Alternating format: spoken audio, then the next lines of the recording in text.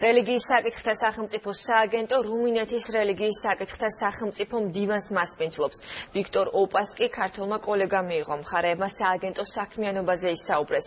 ვიზიტის ფარგლებში ოპასკი ანთიმოზ ივერიელის სახელობის კონფერენციაშიც მიიღებს მონაწილეობას. ცნობისთვის რუმინეთის რელიგიის საკითხთა სახელმწიფო სამდივნო 150 წელზე მეტია არსებობს.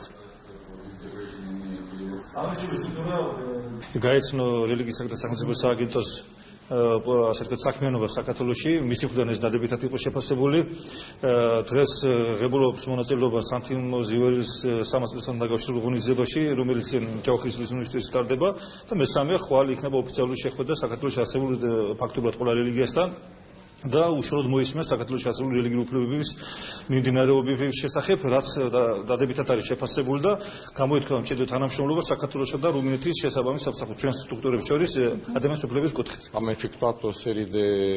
ეს არ არის ჩემი პირველი ვიზიტი საქართველოში. მოხარული ვარ, რომ მომეცა საშუალება კიდევ ერთხელ ჩამოვსულიყავი ამ ქვეყანაში. დღეს მე შევხვდი რელიგიის საკითხთა სახელმწიფო სააგენტოს თავმჯდომარეს.